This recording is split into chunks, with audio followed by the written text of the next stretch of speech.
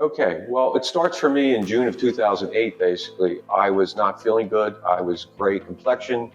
I drove myself to the hospital to find out that I was 95% included in my right main artery, and I was 48 hours away from having a heart attack. I caught it, had a stent put in. Everything was fine until July 7th, 2011. I was at a client having a closing on a transaction, and after the meeting, I drove myself to the hospital, and I told the ER doctor that I felt like I was blocked, and he told me that I had a myoview stress test on April, and I should be fine. He said, well, tell my cardiologist I had the same GERD sensation I had in '08. Sure enough, I was 90% included in my right main artery. The first stent that was there was not performing properly, so they called and put in what was called a bridge, and then 3 inches away, I was 90% included, put another stent in. Since that time, I've had no issues. I've taken medication. But my story is that once the fear wore off, it's the insidious, a couple pounds a year is not a serious issue. And before I noticed, all of a sudden you're walking in a mall and you're looking in a window and you look at your profile in the window and you're not really happy with what you're seeing.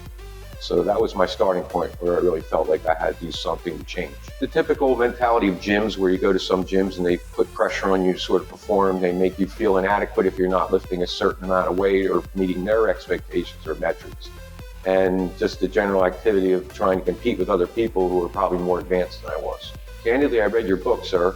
Your book was illuminating. Your story was unvarnished. You were willing to open yourself up and tell your story the way that you told it, and it compelled me to think that this is a guy I want to commit to training with, because he has been a guy who gotten off the canvas a couple times in life and kept getting back up. What happened on your first day here? That was an interesting day, John. If you remember, it was in July of 2019, and I felt lightheaded, and I almost passed out, and you had to call an ambulance. I had what was called a vasovagal, and it's basically a panic attack, but I recovered, and I was fine. I didn't have to go to the hospital. I like showing up. I like getting through the workout and not getting hurt and going home, basically. That's the theory. I just try to do what's necessary. I work hard while I'm here. I've lost about 6 to 8 pounds, not as much as I thought, but in fact, I've increased muscle, and muscle does cause weight. I have a lot more energy. I feel a lot more confident.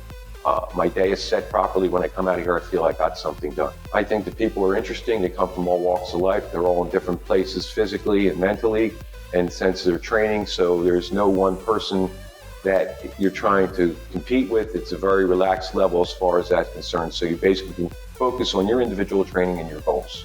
I just think this is a great place. I look forward to coming here. I don't love getting up at 6 in the morning, but I think the reward is well worth it. And I would tell anybody that they need to do something to proactively change their life. Go at your pace and feel good about yourself, and always be looking to improve.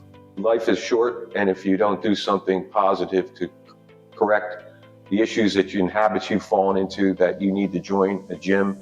And this is a preferable gym because it's an old school style. You have great guidance, you have follow-up, and you have continual exercise. It's not a rut. You have cycles of different exercise groups that you do. So it's not just getting complacent. I think that's the big issue. That no matter where you are, what condition you're in, how you feel, there's a way out to feel better if you're willing to commit and do the work.